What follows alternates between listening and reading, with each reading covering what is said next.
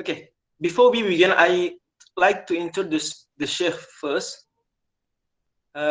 He got his Bachelor of Arts in Philosophy in the University of Edinburgh, and then he also got a Master of Science degree in Philosophy as well in the University of Edinburgh, and then he went to Al-Azhar University in Cairo, in Egypt, to take his Bachelor of Arts in Theology and Quranic Studies.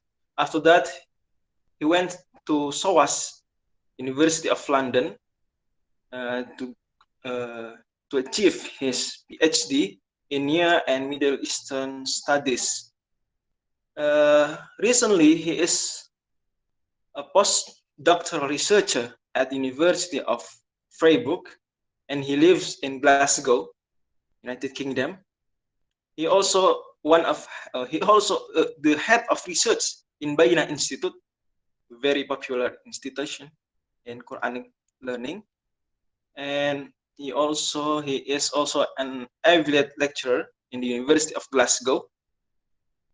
He wrote some books, what the great exegesis, the translation of the Tafsir Kabir by Fakhruddin Ar-Razi, Al-Imam Fakhruddin Ar-Razi, and also the Perfect Guide to the Science of the Quran by Jalaluddin Asyuti. Okay,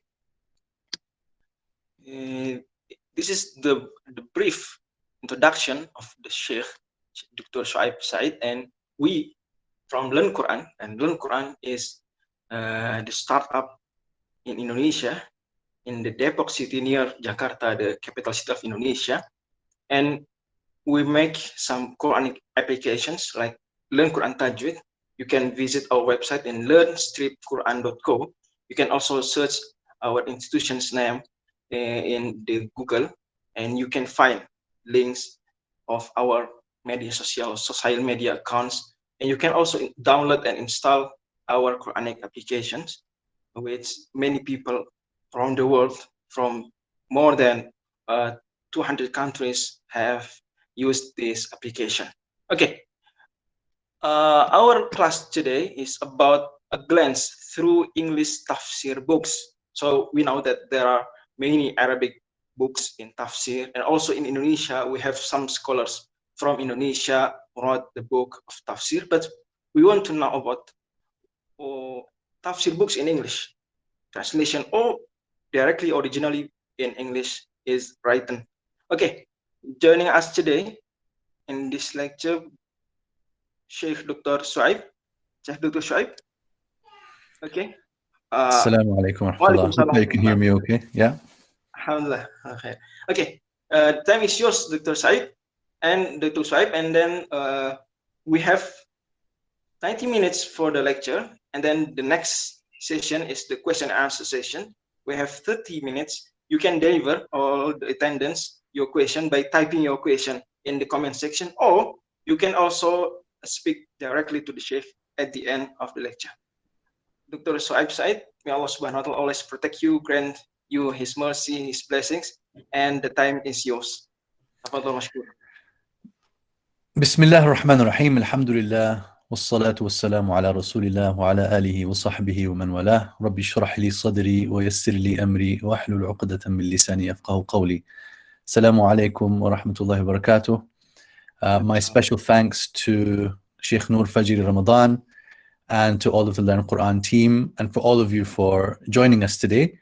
As Noor Fajr has kindly indicated, my topic is about English commentaries on the Quran, English explanations of the Quran.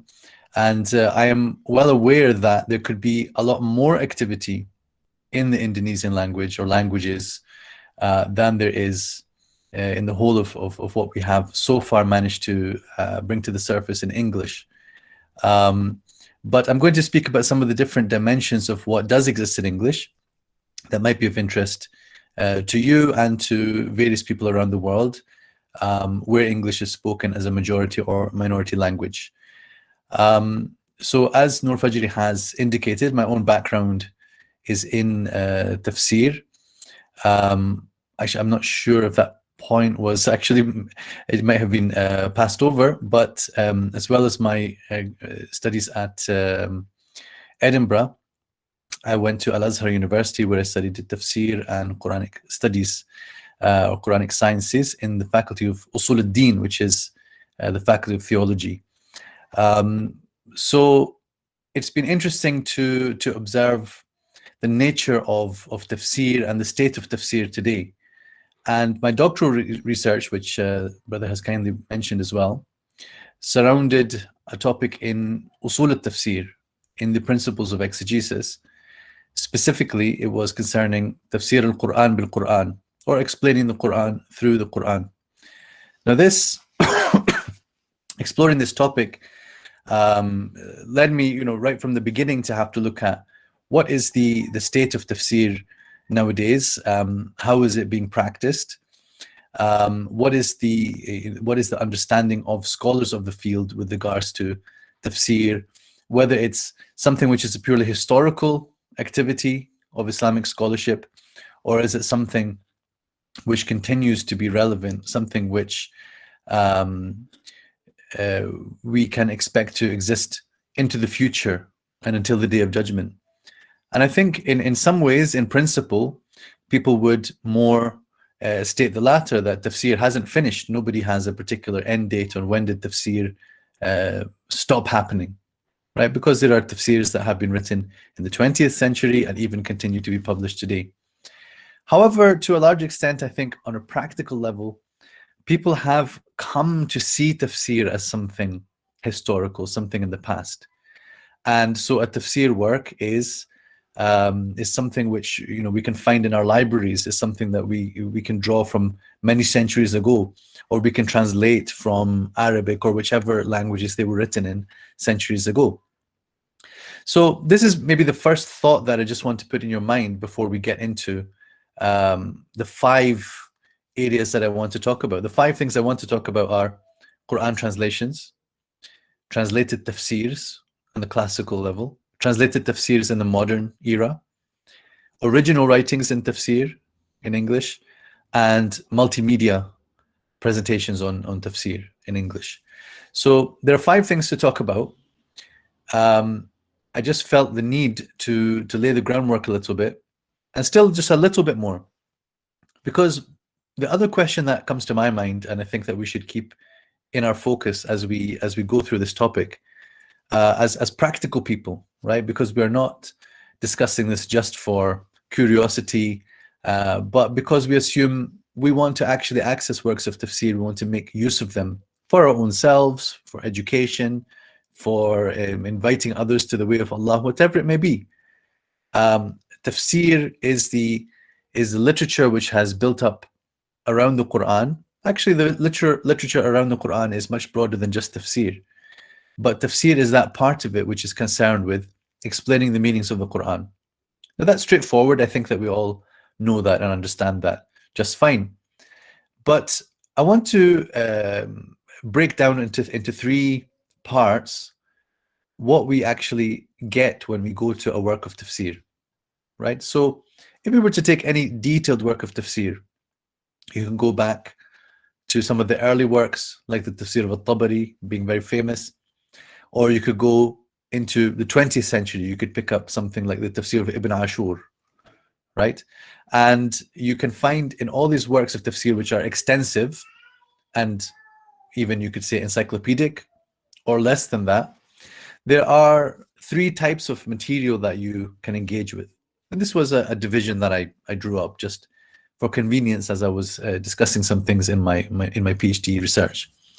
So the 3 things that we can get are the text explanation itself, the explanation of the words of the Quran, the wording, the sentences of the Quran, right? So we can call that the text analysis, right?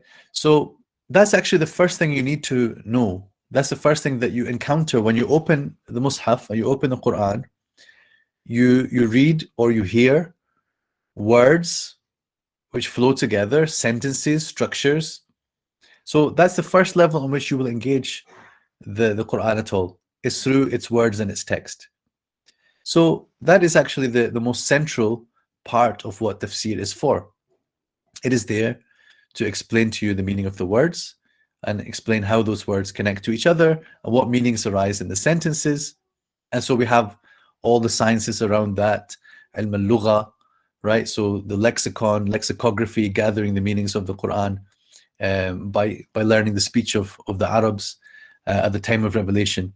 You have the sciences of nahu and i'rab and sarf. You have the sciences of grammar and morphology, and all of these things, these are sciences which were built up in order to study the Quran. They were codified in service of the Quran, right? So tafsir to a large part depends upon those sciences, even going beyond that to the science of balagha, or the various branches of balagha, studies of Arabic rhetoric, and understanding how the Quranic expressions work, how they carry meaning, how they deliver meaning, how they are effective, how they are emphatic, and the changes of direct meaning and shades of meaning according to how the words are constructed, how they are ordered, what particles are present or not present at the start of a sentence or wherever. So there are many sciences which are there, but the tafsir kind of gathers those into the focused purpose of explaining the meaning of the text of the Quran. So that is what I would put in the middle. Not middle in terms of importance, but middle because one of them I'm going to call pre-text and the other one I'm going to call post-text. So it's important that in the middle we understand we have got the text itself, we have got the words of the Quran. Now, as we all know, if we were to open the Mus'haf and read an ayah of the Quran, there would be some ayat that we read them, and assuming that we know the basic meaning of the Arabic, or assuming that we read a translation which tells us the basic meaning of the words, we could understand that just fine, and we would take a meaning from it and we would benefit directly. But there are other ayat we might read and we say, I understand the words in front of me, but I actually don't know what it is talking about. I don't know what it is talking about. Who is it talking about? What is the... And also you might find some ayat where, the apparent meaning of this, the obvious meaning, the first meaning that comes to my mind, doesn't seem like I've understood it correctly. There's some gap here in my perception of what the ayah is saying. Right? Hopefully you get what I mean. We've all, I'm sure, experienced this. So the most obvious way to resolve this is to have something which lies behind the text or before the text, which I'm therefore calling pretext. But you can just as easily and happily call this context. Okay, so we want to read the ayah in context, and context is of two main types. Context is the context on the page, and context is also revelatory context, right? So context on the page means, if you just pick up an ayah by itself, you could misunderstand it unless you read just a few ayahs before and maybe a few ayahs after, right? But especially before. But sometimes after, because there's an exception, there's a clarification that comes in the Quran itself, right? So that's one of the forms of tafsir al-Quran bil-Quran, is actually to read things in context, because then you allow the Quran to do that explaining for you without somebody having to explain what the ayah meant. You allow yourself to discover what the ayah was about by reading around the specific ayah that you are studying. So this is what I would call context, or I would call pretext. But this is the page context. We also have another type of context, which is the context of revelation. So in this we have a whole genre of knowledge in Islam, which is called asbab al-nuzul, right? Asbab al-nuzul, which is the reasons for revelation, the causes or the occasions of revelation. And with that, we can have information about certain ayat that, okay, its meaning might appear to be something universal, but because we understand something about how it was revealed or what it was revealed about in the first place, we understand, that's the kind of thing that the ayah is referring to. Or sometimes in very few situations, that's the specific person that the ayah was referring to. It's not referring to every kind of person, right? So this kind of context, I'm calling it pretext. Both of these are calling pretext because in a way, you need to be aware of that before reading the ayah in order for the ayah to be immediately clear to you. There's no harm, of course, if it happens the other way around. You read the ayah and then you read the context. But this is what you also get in tafsir, right? So in our tafsir works, as well as an explanation of the words and the structures and the sentences, we have reasons of revelation, context of revelation. And occasionally the mufassirin will also elaborate on the structural context, right? So a mufassir like Imam al-Razi, for example, paid attention to that. It's what they call munasabat. Munasabat is where they say, well, this passage follows on from that passage and the connection is as follows. And then sometimes they look for subtle connections where it's not obvious. But aside from that, I mean, the tafsirs don't necessarily have to spell out the page context, because you're supposed to read the page yourself and not just take one ayah at a time and just by itself and in isolation. So there we've talked about the two levels. And the third level, or the third type of material that you can find a great deal of in our works of tafsir, and that includes English works of tafsir, and I'm sure it includes Indonesian works of tafsir, is what I'm calling post-text. Post-text is everything that follows from what we understood from the text, right? So first we had the text, we had to understand it in context, right? And once we've understood it appropriately and correctly, we then have things that we can derive from it. We have conclusions that flow from it. So especially that can be the case with the scholars, the ulama can derive rulings. They can tell us, well, there are fiqh or legal, juristic implications of what we understood from this ayah. But there could also just be life lessons. There could be akhlaq and ethics and moral lessons which are learned, spiritual lessons which are learned, practical, life improvement lessons that you can learn. Many of these things also which we don't always think of as tafsir, but we sometimes call tadabbur, right? So nowadays it's become increasingly common to say that we have something called tafsir and we have something called tadabbur. I myself, I'm still thinking about this, how I'd like to think about this and how I'd like to write about it and teach about it. But tadabbur is not something completely separate from tafsir, right? Because this part of the activity, deriving things from the ayah, can be done on different levels. So all of us as believers, and indeed all of us as human beings, are called upon to do tadabbur of the Quran. You know, the ayahs which say, أَفَلَا يَتَدَبَّرُونَ الْقُرْآنَ أَفَلَا يَتَدَبَّرُونَ الْقُرْآنَ. We have in Surah An-Nisa, we have it also in Surah Muhammad ﷺ.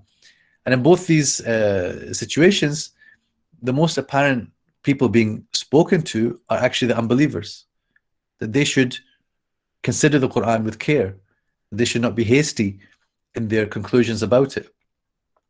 So tadabbur is not just for Muslims, but Allah Azza wa Jalla also said, كِتَابٌ أَنزَلْنَاهُ إِلَيْكَ مُبَارَكٌ لِيَدَّبَّرُوا آيَاتِهِ وَلِيَتَذَكَّرَ أُولُو الْأَلْبَابِ. So in Surah Sad, Allah says, it is a book which we have sent down full of blessings in order that they reflect and ponder upon its ayat, upon its signs or verses, and so that the people of understanding will take heed. وَلِيَتَذَكَّرَ أُولُو الْأَلْبَابِ. So tadabbur is something that's meant to lead us to change ourselves in some way, to change ourselves internally or externally. There could be some actions based on it, or just spiritual appreciation and change from within as we shape our hearts and minds according to what we understand from the Quran. So all of this falls under what I'm calling the post-text tafsir. And some of the scholars, and this is what I understand from Al-Imam al-Maturidi, but it's certainly possible to give this a different name and say that the first part, this is called tafsir, and the post-text could be called ta'wil, right? That's what I understand that Imam al-Maturidi meant to say when he's talking about tafsir and ta'wil. But be it as it may, what we call these individual things is not the most important part, but what's important is to have an appreciation of these different levels. So I say all that because when we come to books of tafsir, we will find different amounts of these things in different works, and all of these things have their value, and all of these things also have their challenge on how they are written. They have their challenges in how they're translated.